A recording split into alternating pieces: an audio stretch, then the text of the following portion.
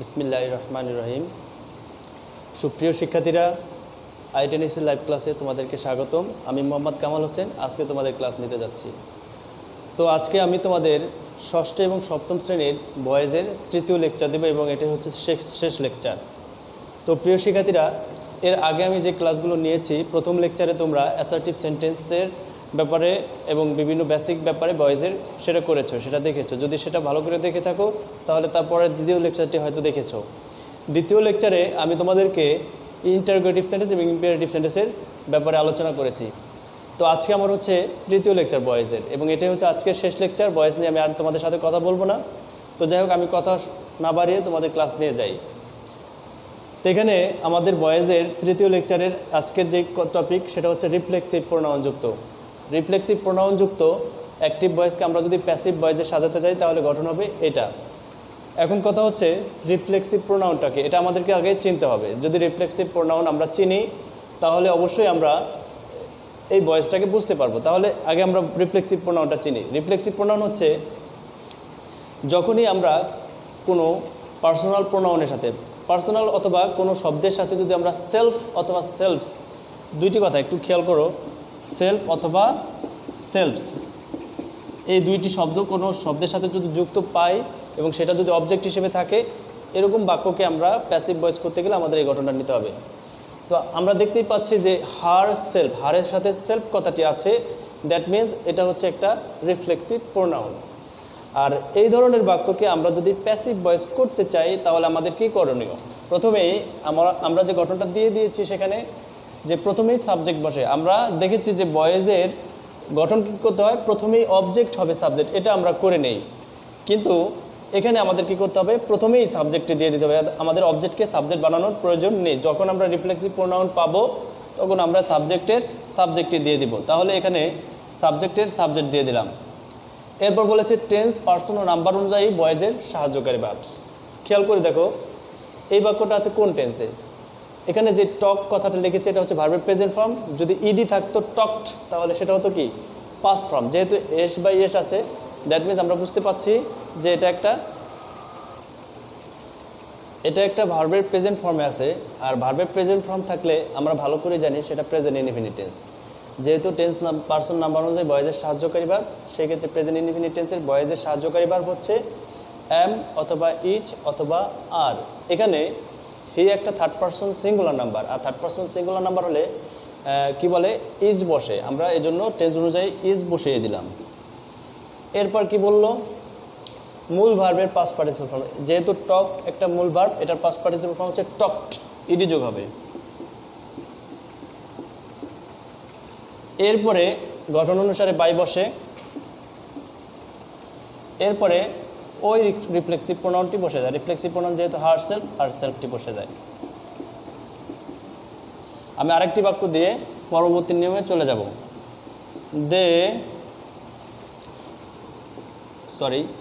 বড় হাতের না, কোয়ারেলড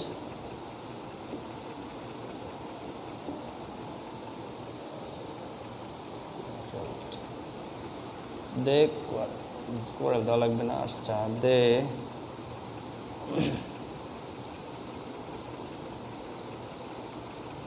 দে ওয়ার্কড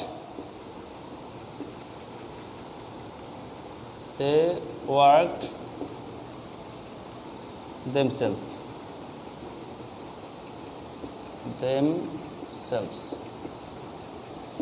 এই বাক্যকে যদি আমি প্যাসিভ ভয়েস করতে চাই তাহলে কি করতে হবে আমাকে?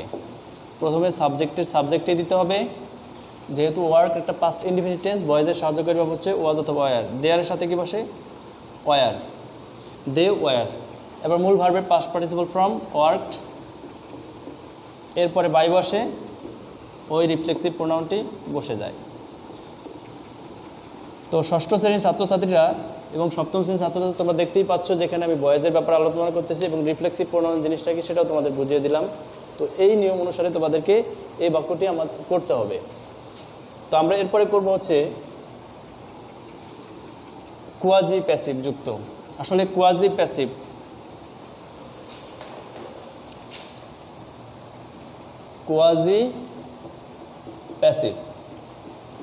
কোয়াজি প্যাসিভ যুক্ত বাক্যকে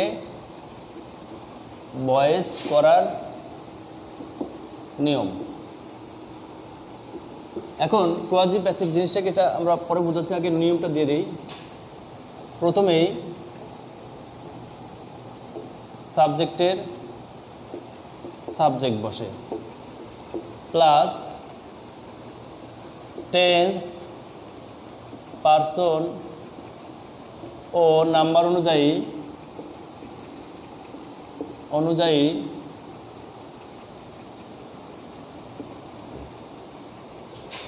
ভয়েসের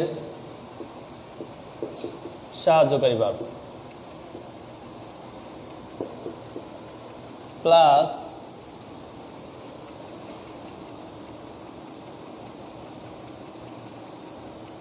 মূল ভার্বের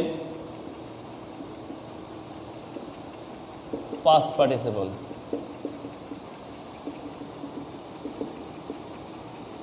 প্লাস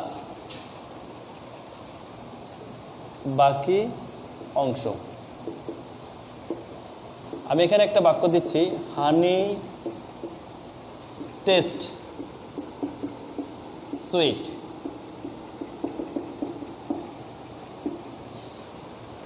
দেখো একটু খেয়াল করলে বুঝতে পারবে তোমরা। আমরা বলেছি কোয়াজি প্যাসিভ যুক্ত বাক্যকে আমরা যদি প্যাসিভ ভয়েস করতে চাই, তাই কোয়াজি প্যাসিভটা কি আমরা একটু খেয়াল করি। এখানে আমরা বলেছি হানি টেস্ট সুইট, মধু মিষ্টি লাগে। একটু খেয়াল করো এই বাক্যের সাবজেক্ট কি আছে? কোনো ছেলে? হানি কি কোনো ছেলে, কোনো মেয়ে? এটাও না। যখনই আমরা কোনো সাবজেক্ট পাবো হচ্ছে কোনো ছেলে মেয়ে না, এবং অবজেক্ট পাবো হচ্ছে অ্যাডজেক্টিভ। মূলত অবজেক্ট হবে কি অ্যাডজেক্টিভ। যখনই অবজেক্ট অ্যাডজেক্টিভ হবে সেই বাক্যকে আমরা কোয়াজি প্যাসিভ বলে ফেলবো। এবং সেটা যদি কোয়াজি প্যাসিভ হয়ে যায় তাহলে আমরা কিভাবে গঠন করব? প্রথমে সাবজেক্টের সাবজেক্ট, এরপর বলেছে কি টেন্স পারসন নাম্বার অনুযায়ী ভয়েসের সাহায্যকারী ভাব। টেস্টের সাথে কি বসে? অ্যামিজারের যে কোনো একটি বসে। সো যেহেতু প্রেজেন্ট ইনডিফিনিট টেন্স, হানির সাথে কি বসে? ইজ বসে। মূল ভার্বের পাস্ট পার্টিসিপল, টেস্টের সাথে যদি আমরা ইডি যোগ করি তাহলে সেটা পাস্ট পার্টিসিপল হয়ে যায়। এরপরে বাকি যেই অংশ আছে সেটা বসে যায়। একটু খেয়াল করো এই বাক্যে কিন্তু বাই নাই, কিন্তু বাই না থাকলেও এটা কিন্তু একটা প্যাসিভ ভয়েস। কোয়াজি প্যাসিভের গঠনই হচ্ছে সাবজেক্টের সাবজেক্ট দিব, টেন্স অনুযায়ী ভয়েসের সাহায্যকারী ভাব দেব, মূল ভার্বের পাস্ট পার্টিসিপল দেব, এরপর বাকি যে অবজেক্টটি ছিল সেটি আমরা বসিয়ে দেব। তাহলে আমাদের সেই কোয়াজি প্যাসিভের গঠনের হয়ে যাবে। এরপরে আমি তোমাদেরকে আরেকটি গঠনে করাতে যাচ্ছি, ইনফিনিটিভ। ইনফিনিটিভ যুক্ত বাক্যকে ভয়েস করার নিয়ম। ইনফিনিটিভ যুক্ত বাক্যকে যখনই ভয়েস করতে যাবা তখন আমাদের কি গঠন হবে? আমি গঠনটা লিখে দেই, তাহলে সহজে বুঝতে পারবে তোমরা।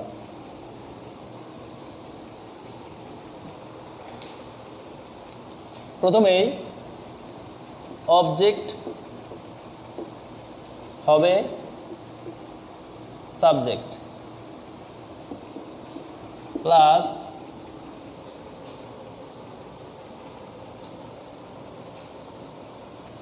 ভার্ব বসে plus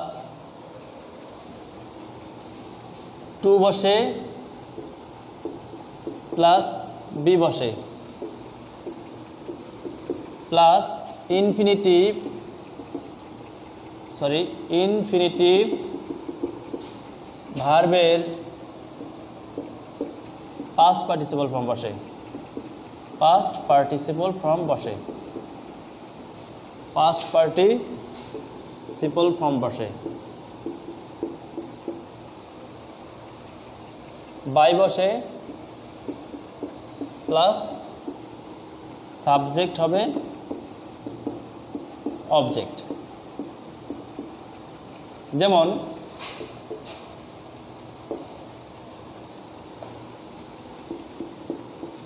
he is going to do the some, passive. একটু খেয়াল করো আমরা যে বাক্যটি করতে যাচ্ছি সেই বাক্যের ভিতরে কি আছে? টু ডু কথাটি আছে। অর্থাৎ আমরা যখনই কোনো বাক্যের ভেতরে টু যুক্ত ভার্ব পাবো সেটাকে আমরা ইনফিনিটিভ বলবো। মনে রাখবে ইনফিনিটিভ হচ্ছে কি টু যুক্ত ভার্ব যদি থাকে, মানে অর্থাৎ ভার্বের পূর্বে যদি টু থাকে সেটা ইনফিনিটিভ। আর এই ইনফিনিটিভ যুক্ত বাক্যকে আমরা যদি প্যাসিভ ভয়েস করতে চাই তাহলে আমাদের প্রথমেই অবজেক্ট হবে সাবজেক্ট। অবজেক্ট কি আছে? দি সাম। এরপরে বলছে ভার্ব বসে, অর্থাৎ ভার্ব বসে বলতে কি এই যে টু বি ভার্ব মানে ইনফিনিটিভ ভার্ব আছে তার আগ পর্যন্ত যে ভার্বগুলো আছে সেগুলো বসে যায়, ইজ গোয়িং বসে যায়। এরপরে ইনফিনিটিভ যে বলছে কি টু বসে, এই ইনফিনিটিভের টুটা আমরা বসাই দেব। এরপরে গঠন অনুসারে বি বসে। মূল ভার্বের পাস্ট পার্টিসিপল, অর্থাৎ মূল ভার্ব বলতে ইনফিনিটিভ যে ভার্বটা আছে সেটার পাস্ট পার্টিসিপল। ডু এর পাস্ট পার্টিসিপল কি? ডান। বাই বসে, সাবজেক্ট হবে অবজেক্ট। সাবজেক্ট আছে কি? হি। হি এর অবজেক্ট কি? হিম। তো একটু খেয়াল করো, যখনই আমরা টু যুক্ত কোনো ভার্ব পাবো তখনই আমরা কি করব? অবজেক্ট হবে সাবজেক্ট, এরপর যে ভার্বটা থাকবে সেই ভার্বটা আমরা বসিয়ে দেব, টু দিয়ে দিব, বি দিয়ে দিব, এই যে টু এর পরে যে ভার্বটা থাকে তার পাস্ট পার্টিসিপল ফর্ম দিয়ে দিব, বাই দিয়ে দিব, সাবজেক্ট হবে অবজেক্ট।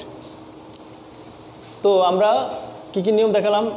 একটা দেখিয়েছি হচ্ছে তোমাদেরকে রিফ্লেক্সিভ প্রোনাউন, আরেকটি দেখিয়েছি তোমাদেরকে কোয়াজি প্যাসিভ ভার্ব, আরেকটি দেখিয়েছি তোমাদের ইনফিনিটিভ। তিনটি।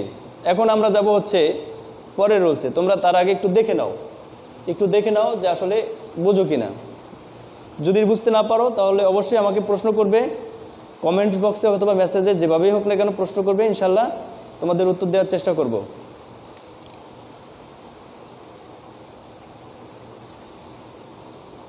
আচ্ছা, আমি এটা মুছে ফেলতেছি।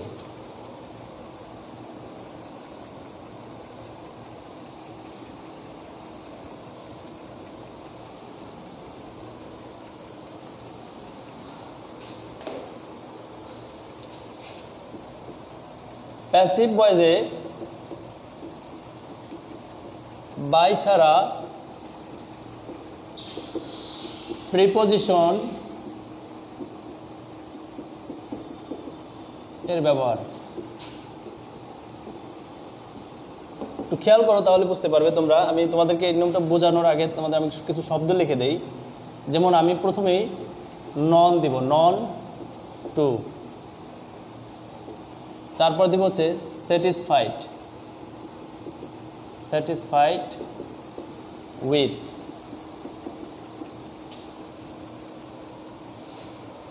এরপরে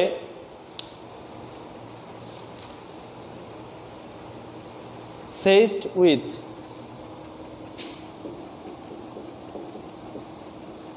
সেজড উইথ।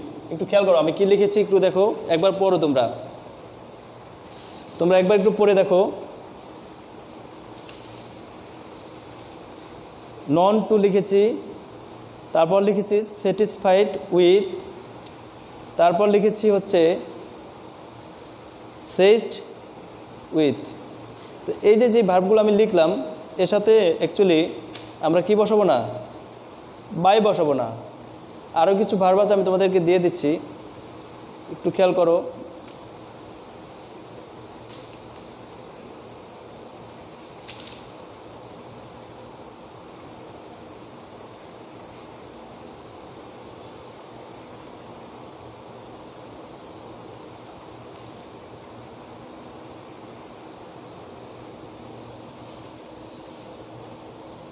সেজড উইথ, এরপর হচ্ছে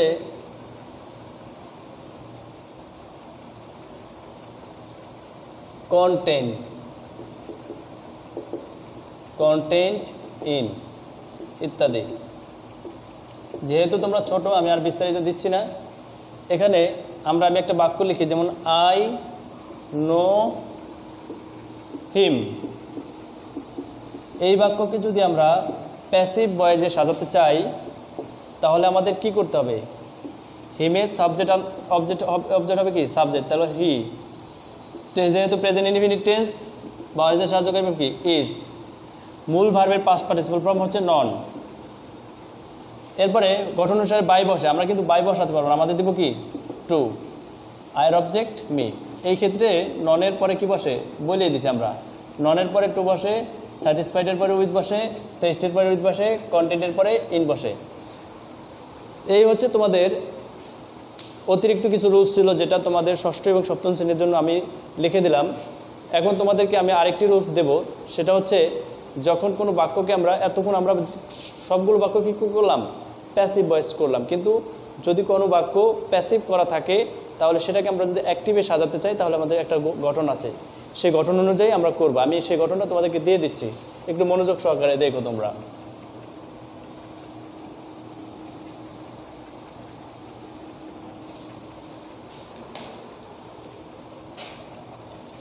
এখন আমরা দেব প্যাসিভ থেকে অ্যাক্টিভ করার নিয়ম।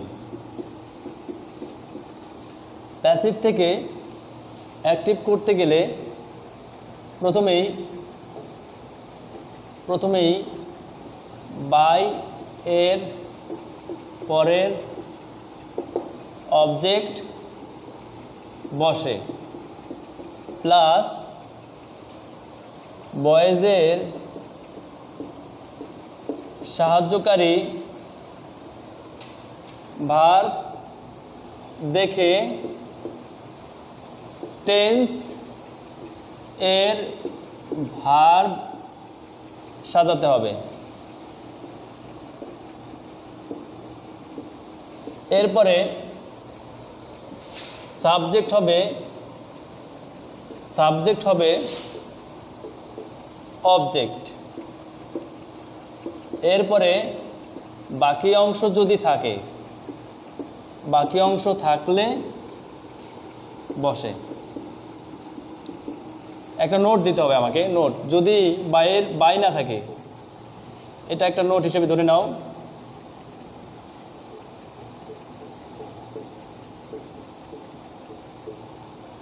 বাই না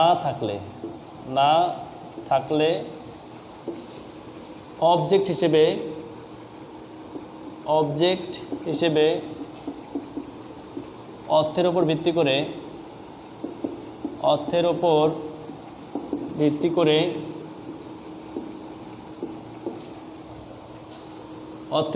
করে পিপল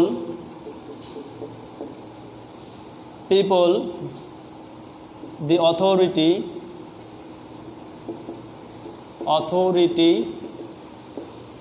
the government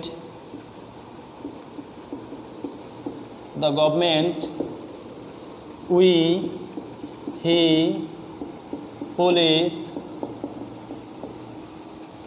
someone ইত্যাদি বসে। আচ্ছা, আমি এখানে যেহেতু গঠন উপরে দিয়ে দিয়েছি, আমি এখানে একটি বাক্য লিখি। আমি যদি এরকম বলি, rice is eaten by me, এটাকে আমরা অ্যাক্টিভে সাজাবো।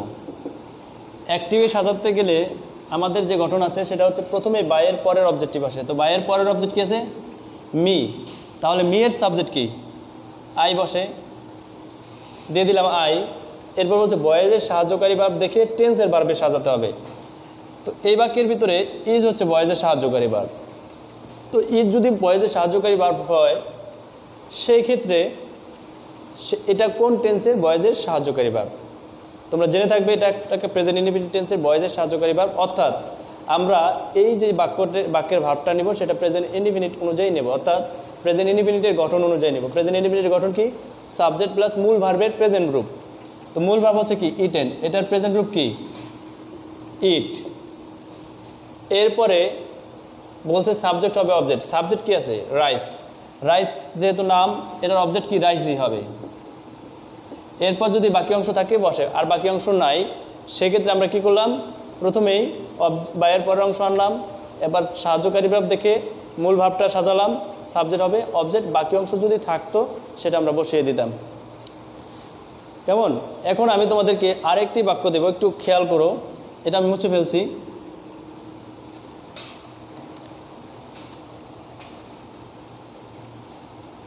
English is spoken all over the world. প্রিয় শিক্ষার্থীরা একটু খেয়াল করো, তোমাদের আমি যখনই প্রথমে ভয়েস পড়িয়েছি তখন আমি কিন্তু তোমাদেরকে বলেছি যে বাক্যটা অ্যাক্টিভ না প্যাসিভ এটা বুঝতে হলে আমাদের কি করতে হবে, দেখতে হবে এর বাক্যের ভেতরে যে ভার্বটি আছে সেটা পাস্ট পার্টিসিপল আছে কি না। যেহেতু এটা পাস্ট পার্টিসিপল আছে, তার আগে হ্যাজ হ্যাভ হ্যাড যদি না থাকে, অন্য কোনো সাহায্যকারী ভাব থাকে, তাহলে নিঃসন্দেহে সেটা প্যাসিভ ভয়েস। তো এখানে স্পোকেন পাস্ট পার্টিসিপল ফর্ম এবং ইজ হচ্ছে কি একটা ভয়েসের সাহায্যকারী ভাব, সেক্ষেত্রে এটা একটা প্যাসিভ ভয়েসে আছে। তো এখানে অলরেডি আমরা অ্যাক্টিভ লিখতে দিয়েছি যে এখানে অ্যাক্টিভ করতে হবে। তো অ্যাক্টিভ করতে গেলে আমাদের কি করতে হবে, প্রথমেই বাইয়ের পরের অংশ বসে। তো এখানে দেখো একটু খেয়াল করো, এই বাক্যের কিন্তু কোনো বাই নাই। যেহেতু বাই নেই তার মানে অবজেক্ট নাই। যেহেতু অবজেক্ট নেই, আমাদের একটা অবজেক্ট বানিয়ে আনতে হবে। সেই অবজেক্টগুলো কি আমরা এখানে লিখে দিয়েছি, বাই না থাকলে অবজেক্ট হিসেবে অর্থের উপর ভিত্তি করে people, the authority, the government, we, he, police, someone ইত্যাদি বসে যায়। তো আমরা এই বাক্যটা একটু পড়ি। লেখা আছে যে English is spoken all over the world. সারা পৃথিবী জুড়ে ইংরেজি বলা হচ্ছে। এখন কথা হচ্ছে ইংরেজি বলে কারা? তো এখন ইংরেজি বলে তো অবশ্যই লোকজনের ইংরেজি কি, পিপল। আমরা প্রথমেই এই বাক্যের উপর ভিত্তি করে পিপল নিয়ে আসলাম। এরপরে বলেছে সাহায্যকারী ভার্বের উপর ভিত্তি করে মূল ভার্ব আসে। সাহায্যকারী ভার্ব আছে ইজ, যেহেতু ইজ আছে তার মানে এখানে যে ভার্বটা আসবে সেটা হচ্ছে মূল ভার্বের প্রেজেন্ট রূপ আসবে, যেহেতু প্রেজেন্ট ইনডেফিনিট টেন্সের। তাই স্পোকেনের প্রেজেন্ট রূপ কি তোমরা ভালো করে জানো, স্পিক। এরপরে বলেছে সাবজেক্ট বসে। সাবজেক্ট কি আছে এই বাক্যে, ইংলিশ। এখন কথা হচ্ছে বাকি অংশ থাকলে বসে, বাকি অংশ অবশ্যই কিন্তু আছে। দেখো খেয়াল করো, all over the world, all over the world. So প্রিয় শিক্ষার্থীরা, তোমরা দেখতে পাচ্ছ যে এখানে আমি তোমাদের প্যাসিভ থেকে অ্যাক্টিভেট নিয়মও দিয়ে দিয়েছি। এখন একটু খেয়াল করবে, তোমাদেরকে আমি আজকে এটা হচ্ছে ভয়েসের শেষ লেকচার, এই জন্য তোমাদেরকে আমি ভয়েসের পূর্ণাঙ্গ একটা ধারণা দিয়ে দিলাম। এরপরে যদি কারো কোনো প্রশ্ন থাকে অবশ্যই আমাকে তুমি কমেন্টস বক্সে করতে পারো, মেসেঞ্জারে মেসেজ দিয়ে আমাকে প্রশ্ন করতে পারো। যাই হোক, তোমাদের আজকের এই ভয়েসের পার্টটি আমি শেষ করলাম। তোমরা এই প্রথম লেকচার, দ্বিতীয় লেকচার এবং তৃতীয় লেকচার মিলিয়ে দেখবে। দেখার পরে তোমাদের যদি কোনো প্রশ্ন থাকে, কোনো কিছু বুঝতে অসুবিধা হয়, দেখা গেছে লেখা বোঝা যাচ্ছে না অথবা আমার কথা বুঝতে অসুবিধা হচ্ছে, এরকম হয়ে থাকে, তাহলে অবশ্যই তোমরা আমাকে কি বলবে, মেসেঞ্জারে মেসেজ করবে অথবা ওই যে ভিডিওসটা থাকবে ওটার নিচে ইউটিউবে তোমরা কি করবে, দেখবে, কমেন্টস বক্সে লিখবে, ওখানে আমরা উত্তর দিয়ে দিব। আর একটা বিষয় হচ্ছে, সেটা হচ্ছে তোমরা ভালো করে জানো এখন তোমাদের ক্লাসগুলো আমাদের ইউটিউব চ্যানেলে ছাড়া হয়। যেহেতু ইউটিউব চ্যানেলে ছাড়া হয়, তোমরা ইউটিউব চ্যানেলটাকে ভিডিওস দেখবে, অবশ্যই সাবস্ক্রাইব করবা। ওখানে একটা লেখা আছে সাবস্ক্রাইব, ওই বাটনে ক্লিক করবা, যাতে এই ভিডিওসগুলো, পরবর্তী ভিডিওসগুলো তুমি আবারও পেয়ে যাও। আমরা যখনই আপলোড দেবো সাথে সাথে যেন পেয়ে যাও। তো ভালো থাকবা সবাই, তো সুস্থ থাকো। পরবর্তী ক্লাস নিয়ে আমি আবার হাজির হব অন্য কোনো বিষয় নিয়ে। তো এই পর্যন্ত আমার এই ক্লাসটি থাকলো। আল্লাহ হাফেজ। আসসালামু আলাইকুম ওয়া রাহমাতুল্লাহি ওয়া বারাকাতুহু।